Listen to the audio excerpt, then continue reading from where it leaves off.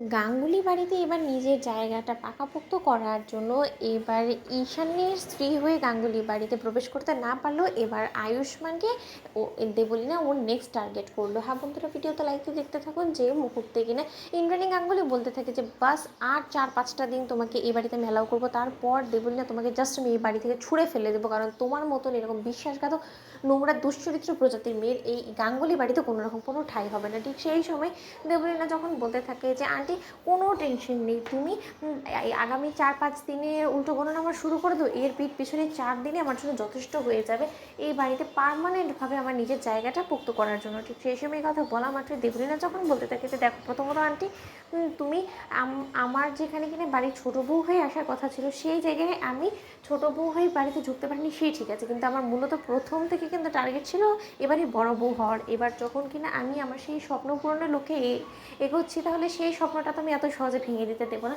এবার আমার next target Ayushman গাঙ্গুলির স্ত্রী হয়ে বাড়িতে ঢোকা, এবং সেই স্বপ্ন পূরণ করার জন্য আমি এর চুটির জোর লাগিয়ে দিব, এবং এতে করে এক ঢিলে দুপাখির শিকার হয়ে যাবে। আমি আমার জায়গাটাও এই বাড়িতে পাকাপোক্ত করে ফেলতে পারবো, এবং তার পরবর্তীতে কুসুমের প্রিয় মানুষ, কুসুমের ভালোবাসা মানুষটাকে কুসুমের কাছ থেকে কেড়ে নিই, ওর উপরে আমি প্রতিশোধ নিতে পারবো।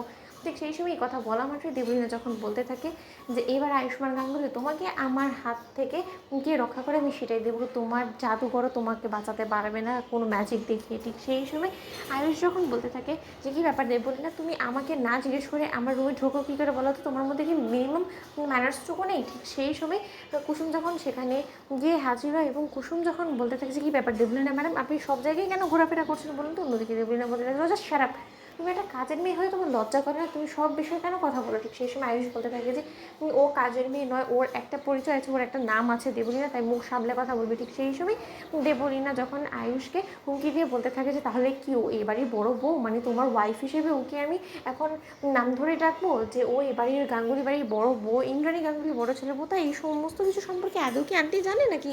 জানে না। এবং কুসুম সরকার, তুমি যে এতদিন ধরে আড়াল করে আসছো আন্টির কাছ থেকে যে তোমাকে নাকি তুমি গাছেই সার দিতে গিয়ে নাকি তুমি বিষ খেয়ে ফেলেছো, এবার তো বাস্তবতাটা তো আমি জানি যে তোমার বাবা স্বয়ং নিজে তোমার এবং আয়ুষের সম্পর্কে বাস্তবতা জানার পর তোমাকে বিষ খেয়েছে, সেই সমস্ত সত্যটা আমি আন্টির কাছে তুলে ধরবো। দেখো আয়ুষ, তোমরা যদি কোনো মতে আমার সঙ্গে এরকম অসভ্যতাম শুরু করে দাও, তাহলে কিন্তু আমি এক পর্যায়ে আন্টির কাছে গিয়ে সমস্তটা সত্য বলে দিতে বাধ্য হবো। তাই একদম আমার সঙ্গে এরকম করে উঁচু গলায় কথা বলার চেষ্টা করবে না কুসুম সরকার। তুমি যেই জায়গায় তুমি পারফেক্ট, তুমি সেই জায়গায় যাও, আমার সঙ্গে একদম এরকম করে পায়ে পা দিয়ে ঝগড়া করতে আসবে না। এবং আমি আয়ুষের ঘরে এসেছি, আমি যেখানে ইচ্ছে সেখানে যাবো, সেখানে তুমি হস্তক্ষেপ করার কি? ঠিক সেই সময় আয়ুষ বলতে থাকে যে তোমার মতন একটা মেয়েকে আমি আমার ঘরে দেখতে চাই না। তো বন্ধুরা, লাইক এবং শেয়ার করে সাবস্ক্রাইব করো।